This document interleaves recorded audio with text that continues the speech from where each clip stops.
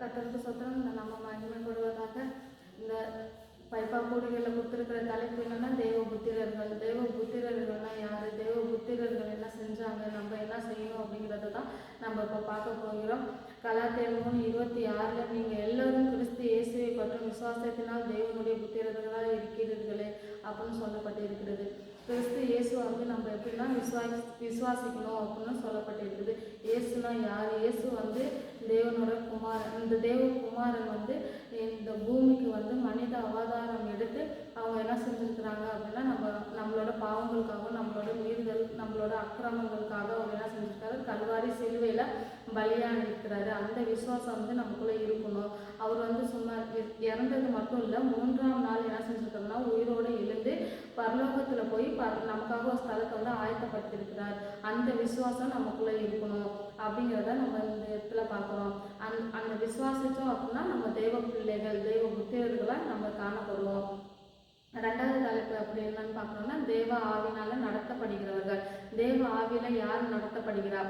தேவ ஆவியில வந்து பழைய ஏற்பாட்டில் வந்து மோசே வனாந்தரத்துல ஜனங்களை வழி நடத்தும் போது என்ன செஞ்சாங்க, தேவ ஆவினால ஏவப்பட்டு ஒவ்வொரு நிமிஷமும் அவங்க ஜோமனி என்ன செஞ்சாங்க அப்படின்னா தேவ ஆவி அவங்களுக்குள்ள இறங்கி ஜனங்களை வனாந்தரத்துல வழி நடத்துறவங்களா இருந்தாங்க.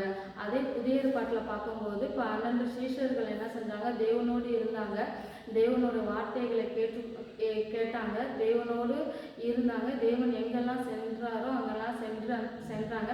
கர்த்தர் இல்லாத சமயத்தில் இயேசு இல்லாதப்ப அவங்க என்ன செஞ்சாங்க அப்படின்னா தேவ ஆவினால நிரம்பி அவங்க உலகம் எங்கும் போய் அவரோட சுவிசேஷத்தை சொல்லுகிறவர்களாகவும் அவங்க வந்து அற்புதங்களும் அடையாளங்களும் உலகத்தை கலக்குகிறவர்களாக அவங்க இருந்தாங்க.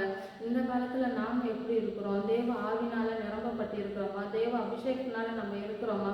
நம்ம வந்து தேவனோட அபிஷேகத்தினால நிரம்பி எப்படி இருக்கிறது, தேவனோட ஆவியில நம்ம எப்படி இருக்கணும் அப்படின்னா தேவன் வசனத்தை நம்ம முதலாவது நல்லா அதிகமாக படிக்கிறவங்களா இருக்கணும், ஜபத்தில் நம்ம இருக்கணும், வேத வாசிப்புல நம்ம இருக்கணும், ஒன்று இணைந்து நம்ம ஜெபிக்கிறவங்களா இருந்தோம் அப்படின்னா தேவ ஆவி நமக்குள்ளே இறங்கும். தேவ ஆவி எப்படி இறங்கும்னா ஆதி அப்போஸ்தலர் 2ஆம் அதிகாரத்துல இருந்து கூடி மேல் வீட்டர்கள் எல்லாம் கூடி ஒன்றியிருந்து ஜெபம் பண்ணும்போது அவங்க வந்து தேவ ஆவியானவர் அங்கே அசைவாடினாரு. அந்த அபிஷேகம் அங்கே இறங்கும் போது நமக்கு இறங்காம இருப்பாங்களா? கண்டிப்பா இறங்குவாங்க. நம்ம என்ன செய்யணும், தேவ ஆவி நமக்குள்ள வரணும்னா நம்ம ஜெபம் பண்ணினாலே போதும். நம்ம அபிஷேகத்துல நம்ம நிரம்பினாலே தேவ ஆவியானவர் நம்ம நடத்துகிறவங்களா இருக்கிறாங்க. அப்போ நம்ம வந்து இன்னொரு இடத்துல நம்ம சர்ச்சுக்கு வந்துட்டு நம்ம தேவ வார்த்தைகளை கற்றுக்கொண்டு நம்ம தேவ வசனங்களை கேட்டுக்கொண்டுட்டு நம்ம வந்து உலகத்தில் வந்து உலகத்தார் கூட நம்ம பேசும்போது தேவ ஆவியானவர் நமக்கு உணர்த்துவராக இருக்கிறாங்க.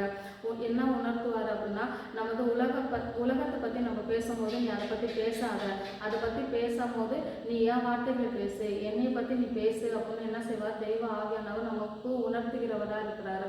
அப்போ உணர்த்தப்பட்டுட்டோம் அப்படின்னாலே நம்ம தேவனோட புத்திரர்கள் என்னப்படுவோம். இன்னொரு இடத்துல பார்க்கும்போது தேவ சமாதானம் பண்ணுகிறவர்கள் என்னவா தேவ புத்திரர்கள் என்னப்படுவார்கள் அப்படின்னு சொல்லப்பட்டிருக்கு. இயேசு வந்து இந்த உலகத்துல வந்து என்ன செஞ்சிருக்கிறாங்க அப்படின்னா சமாதானம் பண்ணிக்கிறவர்களாக தான் இருந்தாங்க. எல்லாத்துக்கும் விடுதலை கொடுக்கிறவர்களாகவும் சமாதானம் பண்ணிக்கிறவர்களாகவும் தான் நம்ம இருந்தாங்க. அதே போலதான் இந்த உலகத்துல இருக்கிற நம்ம தேவனை அறிந்த நம்ம என்ன செய்யணும் அப்படின்னா சமாதானம் பண்ணிக்கிறவர்களாக தான் இருக்கணும். சமாதானம் பண்ணணும் அப்படின்னா தேவனோட புத்திரர்களாக நம்ம என்னப்படலாம். இதுல வந்து நம்ம என்ன பண்றோம் அப்படின்னா விசுவாசத்துல நம்ம எப்படி இருக்கணுமா, தேவ புத்திரர்களாக நம்ம இருக்கணும். விசுவாசம் ஏசப்பா மேலே இருக்கிற அந்த விசுவாசம் நமக்குள்ளே இருக்கணும். அப்புறம் தேவ ஆவி நமக்குள்ளே இருந்தோம் அப்படின்னா தேவனோட புத்திரர்களாக நம்ம இருக்கலாம். அதே போல் சமாதானமும் நமக்குள்ளே இருந்துச்சு அப்படின்னா தேவ புத்திரர்களாக நம்ம இருக்கலாம். இந்த வார்த்தைகள்லாம் தேவனோட பேசுவது.